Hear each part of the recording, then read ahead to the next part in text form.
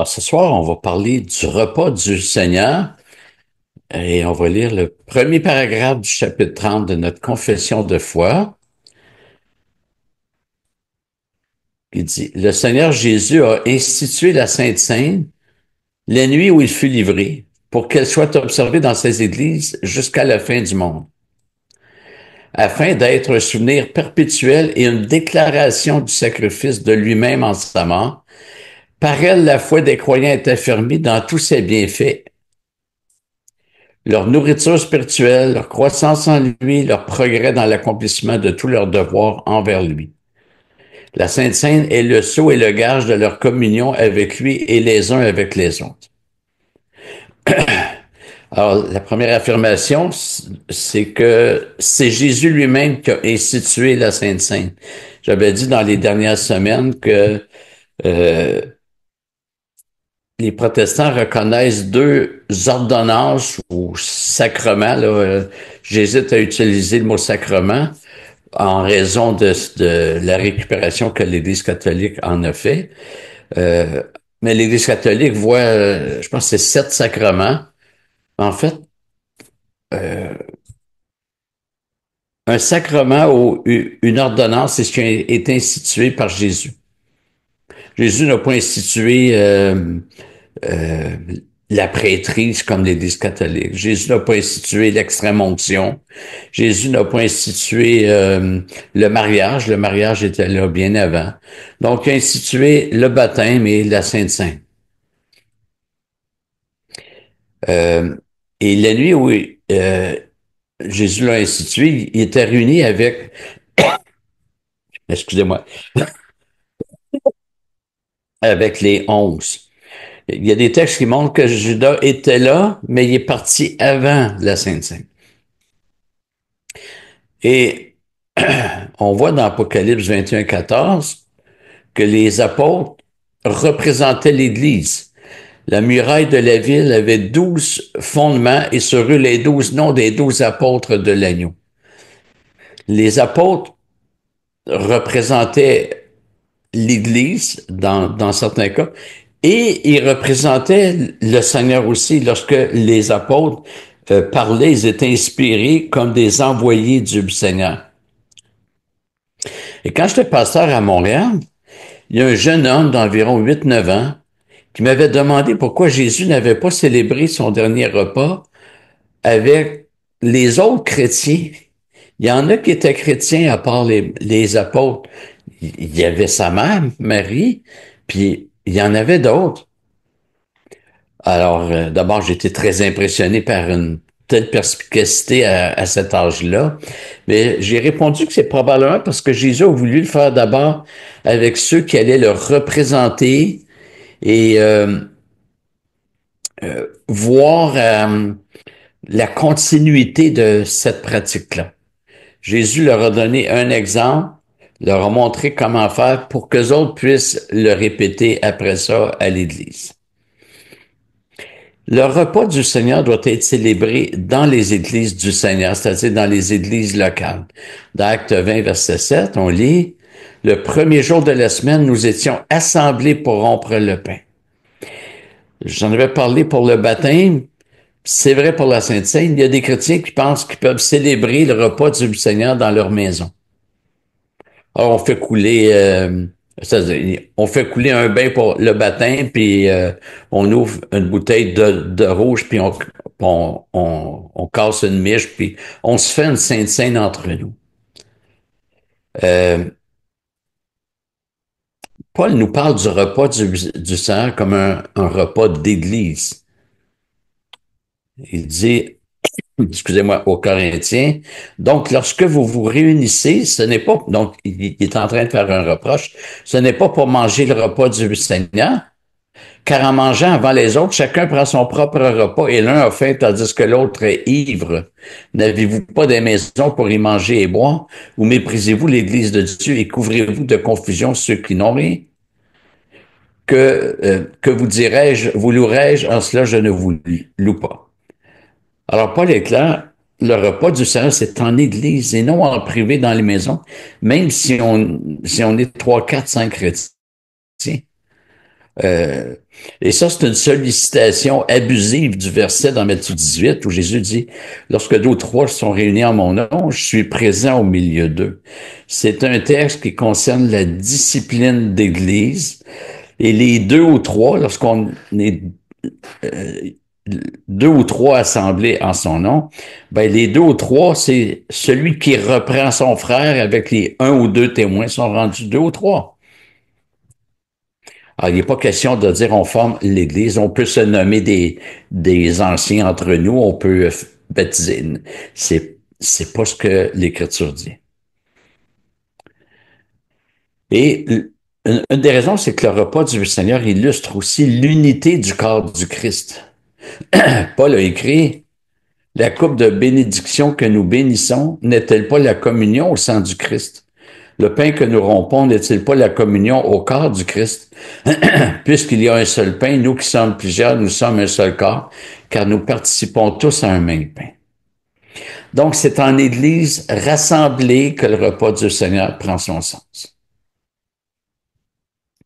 Et en instituant le repas du Seigneur avec les apôtres, qui allaient, si on veut, lancer l'organisation de l'Église, Jésus a démontré que ce repas doit être pris dans l'Église organisée, le corps du Christ. D'autant plus que ça a été fait pendant la Pâque pour montrer que Jésus-Christ, il est la Pâque. Euh, donc, sa délivrance, alors, c'est en Église que ça se célèbre. Et le paragraphe continue en disant que le repas du Seigneur sera célébré jusqu'à la fin du monde. C'est encore Paul qui écrit, car toutes les fois que vous mangez ce pain, que vous buvez cette coupe, vous annoncez la mort du Seigneur jusqu'à ce qu'il vienne. Alors, ceux qui disent que le Seigneur est déjà revenu, comme les témoins de Jéhovah, mais il y a aussi les prétéristes absolus, qui est une hérésie. Eux croient que toutes les prophéties qui avaient à s'accomplir se sont accomplies au plus tard en 70 du premier siècle. Alors, ça inclut le retour de Jésus. Si Jésus est revenu, ben, il a pu apprendre le repas du Seigneur parce que il dit, vous annoncez la mort du Seigneur jusqu'à ce qu'il vienne. Les témoins de Jéhovah disent que Jésus est revenu en 1914. Aujourd'hui, ils disent non, non, c'est un retour spirituel, c'est pas un retour au sens propre. Ben, c'est parce qu'ils sont pris avec leur prophétie, parce que ils étaient tellement convaincus que c'était un retour physique qu'ils avaient acheté une maison en Californie pour accueillir Jésus. Ça, c'était en 1914. En 1915, ils l'ont vendu. Et d'autres, comme l'armée du salut, ne croient pas que le Seigneur soit déjà revenu, mais ils affirment que le repas du Seigneur n'a plus à être pris. Et pourtant, Paul dit bien, vous annoncez la mort du Seigneur jusqu'à ce qu'il vienne. Alors,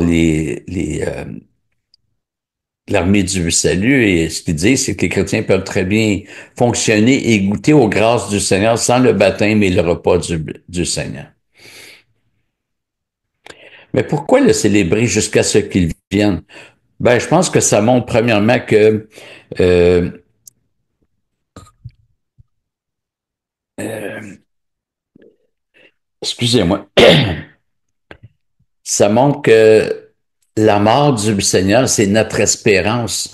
Ça nous nourrit dans notre attente du retour du Christ. Et c'est un témoignage, vous annoncez. En fait, c'est une prédication, en quelque sorte, jusqu'à son retour. Jésus avait dit, je vous le dis, je ne boirai plus désormais de ce fruit de la vigne jusqu'au jour où j'en boirai de nouveau avec vous dans le royaume de mon Père. Le repas du Seigneur, en quelque part, c'est une anticipation des noces de l'agneau. Et la confession ajoute que par cette ordonnance, la foi des chrétiens est affermie dans tous ses bienfaits. leur nourriture spirituelle, leur croissance en lui, leur progrès dans l'accomplissement de tout leur devoir envers lui. Ça ne veut pas dire qu'on va ressentir ses bienfaits, puis qu'on va les constater sur le coup.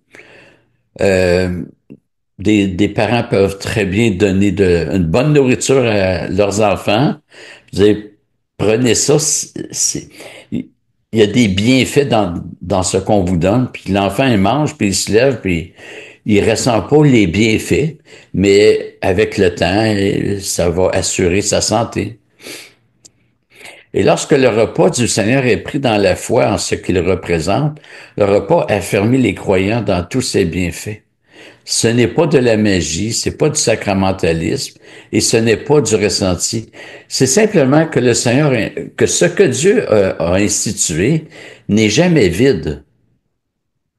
Celui qui obéit, celui qui s'approprie, trouve la réalité dans ce que le geste symbolise.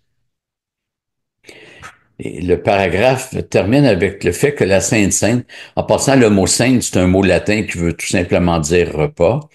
Alors le paragraphe termine avec le fait que la Sainte Sainte est le sceau et le gage de leur communion avec lui et les uns avec les autres.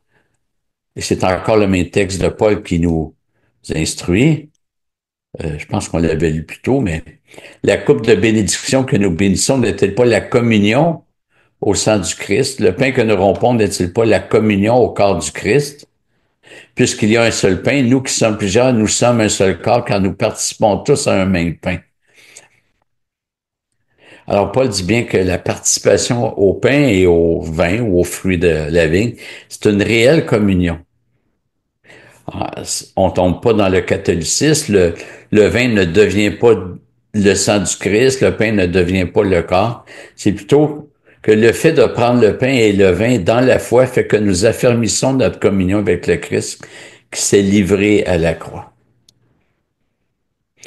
Alors, si mon épouse et moi parlons avec nos voisins, on établit une relation de voisins, peut-être de politesse, mais si nous les invitons à manger, nous confirmons une relation qu'on veut approfondir. Et le repas du Seigneur, c'est un repas bien spécial.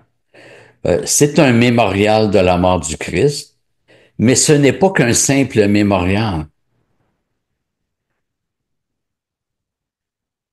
mais c'est un mémorial. Donc, il y a l'aspect mémorial, mais il y a plus.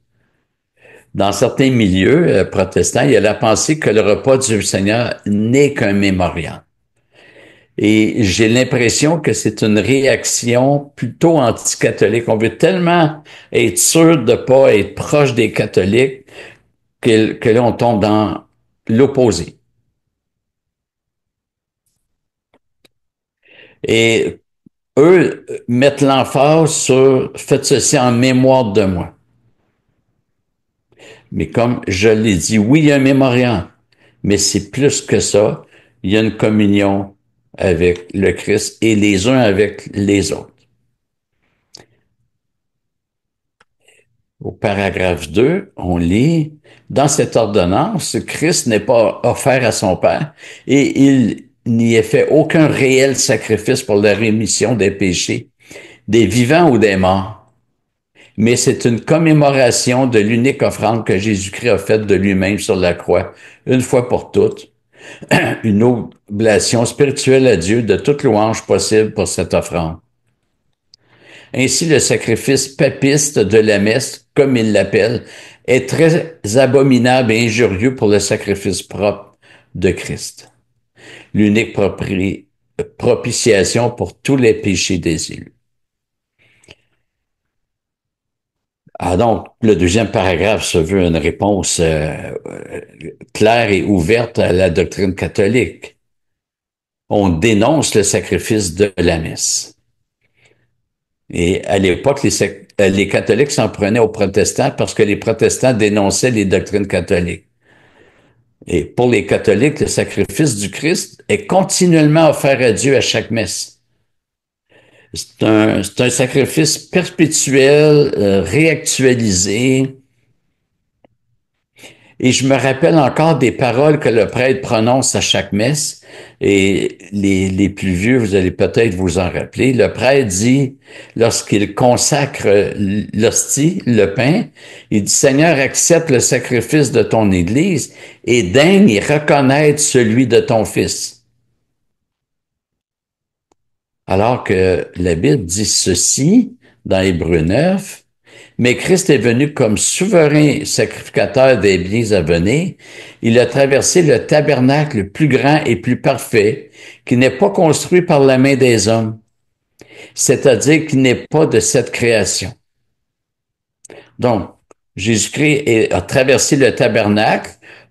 On pourrait traduire, le tabernacle, c'est l'équivalent du temple. Là, on se rappelle que le tabernacle, c'était le lieu de culte pendant la traversée du désert, puis jusqu'à temps que Salomon en fasse construire un. Puis après ça, c'est le temple qui a remplacé, mais c'était les mêmes symboles, la même fonction. Seulement, le tabernacle, c'était un temple, c'était adapté pour être démonté, pour être transporté au désert. Dans chaque paroisse catholique, il y a un endroit derrière l'autel qui ressemble à ceci. Alors, vous voyez la boîte au bout de la flèche, là, c'est un petit compartiment. Et la doctrine catholique affirme que les hosties consacrées par le prêtre sont littéralement le corps du Christ. C'est sa chair. Et comme le prêtre consacre toujours plus d'hosties que nécessaire, parce qu'il veut être sûr de ne pas en manquer, ben, ce qui reste comme hostie, ben, il jette pas ça. On jette pas le corps du Christ. Alors, ce qu'ils font, c'est que le vin, il le boit au complet. Mais j'entends mon épouse rire. Euh, mais les hosties qui restent sont rangées dans le petit comportement qu'on voit et qui est appelé un tabernacle chez les catholiques. Mais le texte d'Hébreu qu'on a vu à l'écran nous dit que le Christ a traversé le tabernacle plus grand et plus parfait, qui n'est pas construit par la main de l'homme, c'est-à-dire qui n'est pas de cette création. On poursuit la lecture dans Hébreux 9. Et il est entré une fois pour toutes dans le sanctuaire, non avec le sang des boucs et des veaux, mais avec son propre sang. C'est ainsi qu'il nous a obtenu une rédemption éternelle. Le sanctuaire ici, c'est dans les lieux célestes. Quand Dieu a donné à Moïse les consignes pour construire le temple, Dieu a dit, tu feras tout d'après le modèle que je te montrerai. Le sanctuaire terrestre, tabernacle puis temple, c'était juste une image de ce qui est céleste. Donc, Jésus est entré une fois pour toutes dans le sanctuaire, non avec le sang des boucs et des veaux, mais avec son propre sang. C'est ainsi qu'il nous a obtenu une rédemption éternelle. Car si le sang des boucs et des taureaux et la cendre d'une génisse qu'on répand sur eux, qui sont souillés, les sanctifient de manière à purifier la chair. Ici, il faut comprendre que le sang des boucs et des taureaux, quand c'est marqué que sanctifie de manière à purifier la chair, ce qu'on comprend, c'est que ça rendait les Israélites en règle avec Dieu sur la base de l'ancienne alliance.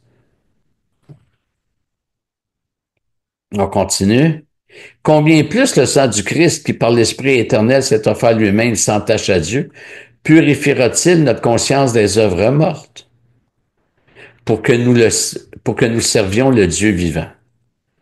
Voilà pourquoi il est le médiateur de nouvelle alliance, afin qu'une mort ayant eu lieu pour le rachat des transgressions commises sous la première alliance, ceux qui sont appelés reçoivent la promesse de l'héritage éternel.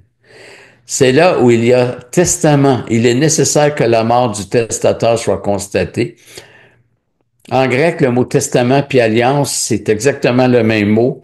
C'est le contexte qui fait que ici on penche vers le sens de testament. Un testament, en effet, n'entre en vigueur qu'après le décès puisqu'il n'a pas de validité tant que le testateur est en vie. C'est pourquoi la première alliance elle-même n'a pas été inaugurée sans effusion de sang. En effet, Moïse, après avoir énoncé pour tout le peuple chaque commandement selon la loi, prit le sang des veaux et des boucs avec de l'eau, de la laine écarlate et de l'hysope et aspergea le livre lui-même et tout le peuple en disant, ceci est le sang de l'alliance que Dieu a ordonné pour vous. Et de la même manière, il aspergea de sang le tabernacle et tous les objets du culte. Selon la loi, presque tout est purifié avec du sang et sans effusion de sang, il n'y a pas de pardon. Il était donc nécessaire que d'une part les représentations des réalités célestes soient purifiées de la sorte.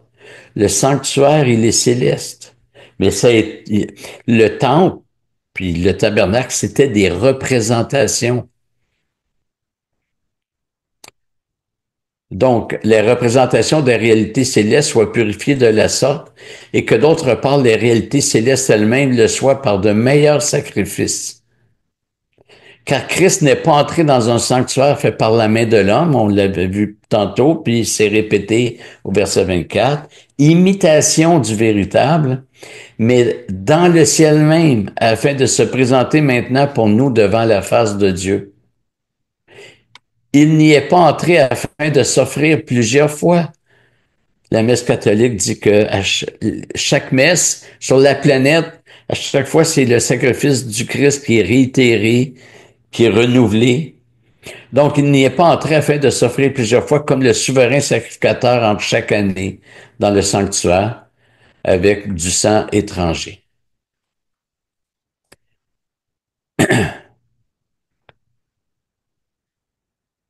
Alors, avec ce qu'on a lu, je rappelle que le prêtre, à chaque fois qu'il fait une messe, dit, accepte Seigneur le sacrifice de ton Église et daigne reconnaître celui de ton Fils. Alors, on voit que c'est très grave. C'est une offense, hein? La 1689 dit que c'est une offense. Là, je suis pas sûr que ce soit le mot utilisé, mais c'est horrible quand on parle de la messe catholique, l'Eucharistie, c'est horrible ce qu'ils font parce que euh, d'abord, enfermer Jésus dans une petite boîte en arrière, c'est pas du tout ce que le Seigneur a prescrit. Du tout, du tout. Alors, on va s'arrêter ici, puis Dieu voulant, on va continuer la semaine prochaine.